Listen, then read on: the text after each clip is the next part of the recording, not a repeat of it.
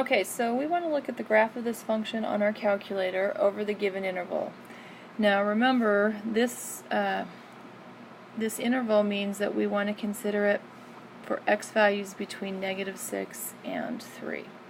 And again, this is just to kind of make it, whoops, that was a mess. This is just to kind of make it a little bit faster for you to graph this function so you don't have to mess with the window too much. So I went ahead and set my window from for the x's from -6 to 3. For the y's, I went ahead and did -10 to 10, and I just guessed that, and it actually turned out to be okay. Here's just a rough sketch of what I'm seeing here. Not perfect by any stretch, but you know, approximately like this right here. Okay, so that's what the graph looks like.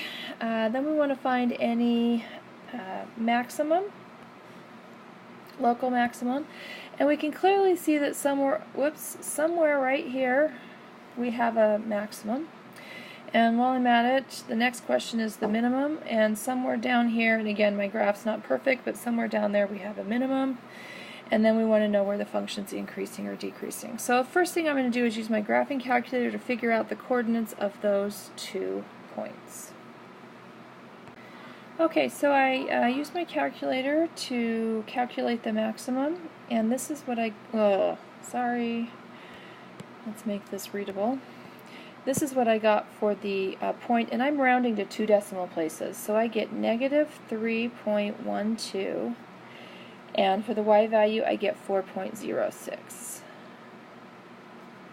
Okay, so that's that point. Now I'm going to do the same thing for our local minimum point.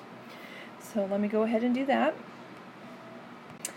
Okay, so I did that, and what I got for the local minimum point, I get -0.21 for x. Again, I'm rounding to 2 decimal places. For y, I got -8.21 if I round to 2 decimal places. Now the question B actually asks for the local maxima. What is the maximum value? So the correct answer here is the y value. The y value makes it the highest point within the neighborhood. That's why it's a local maximum, not an absolute maximum. So I get 4.06 for the local maximum. And for the local minimum, again, it's the y value that makes it a low point. So it's oh, I wrote that wrong. It's -0.21, not 12. So let's get this corrected too. Okay, -0.21. Sorry, I transposed my 1 and my 2. Again, these are the y values. Determine the intervals over which the function is increasing. So,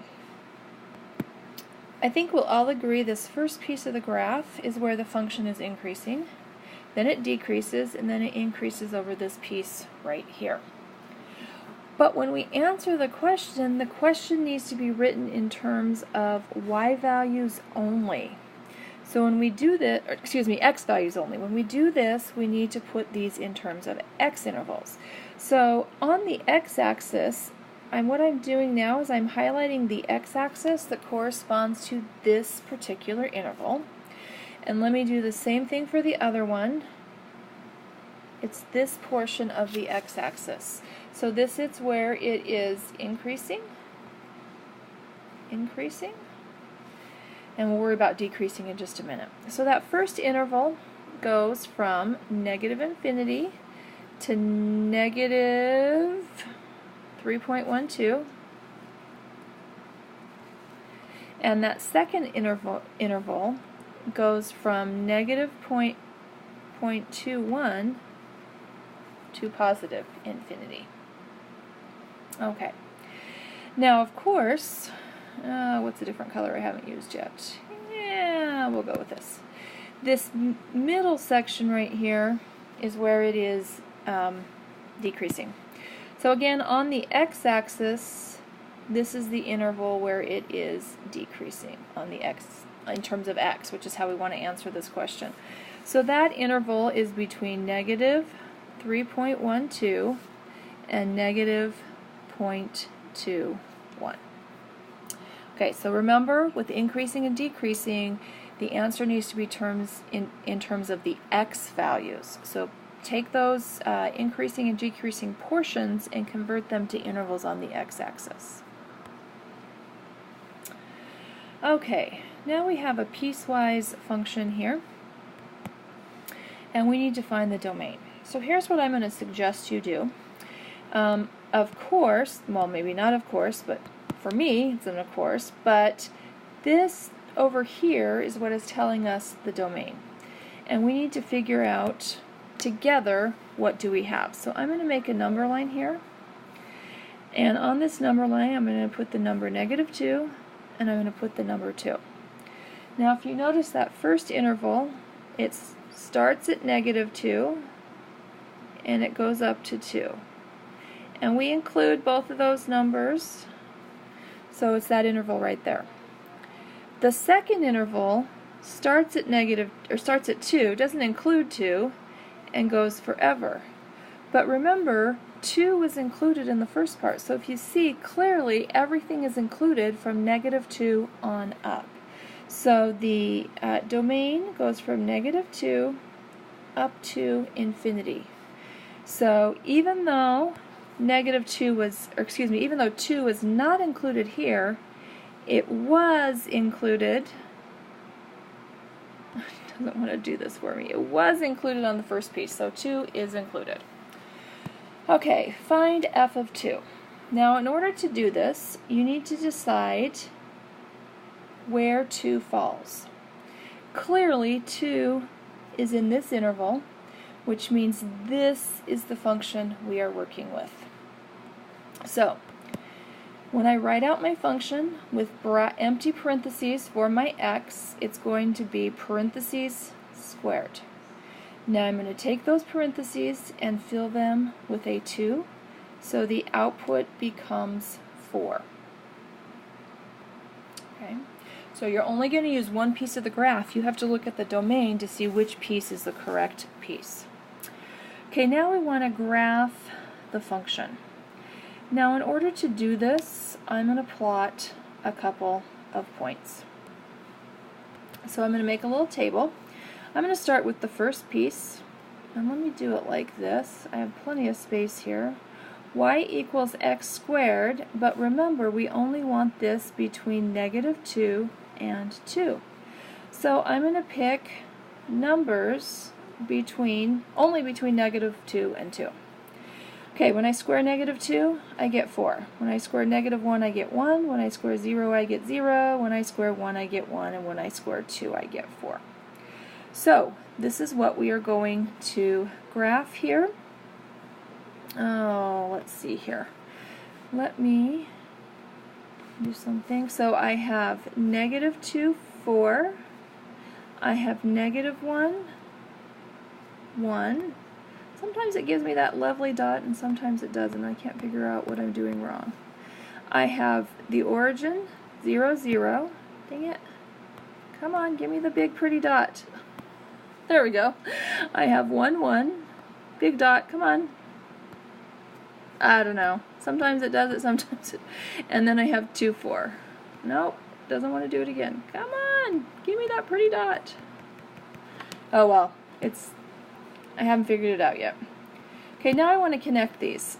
Now, I only want to go between -2 and 2, so that is it. We don't want any other piece of this parabola, just between -2 and 2.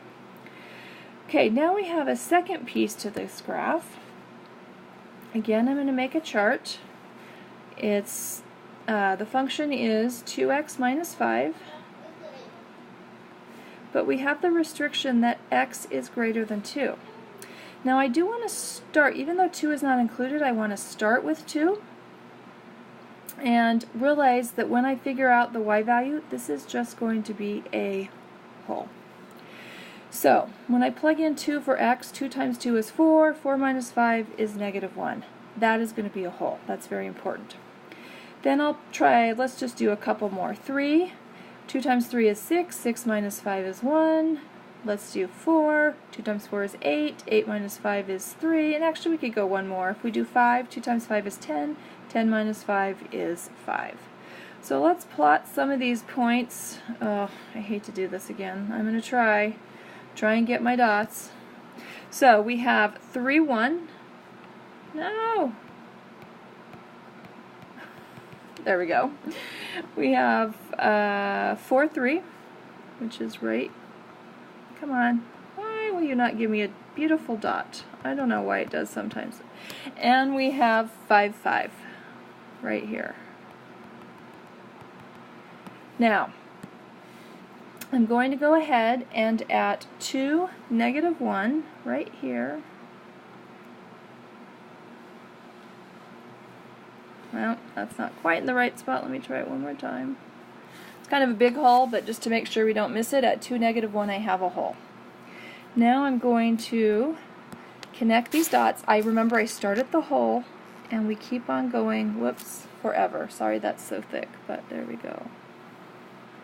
There, with a hole at 2, negative 1. So there's my piecewise defined function. So the last question says, looking at the graph, let's find the range. Now remember, the range is the y values. So I want to look at this graph from starting with the bottom up, because I want to start with the smallest y values. Now you'll see the y values start at negative 1, but they don't include negative 1. And then we have y values that go on and up, on and on forever. So on this right-hand side in red, I have kind of highlighted our range. If you want to, you could do the same thing and actually do it on the y-axis so we could see what y values we're talking about. So the range starts at negative 1, although negative 1 is not included because of the hole, and it moves on to infinity. That's our range.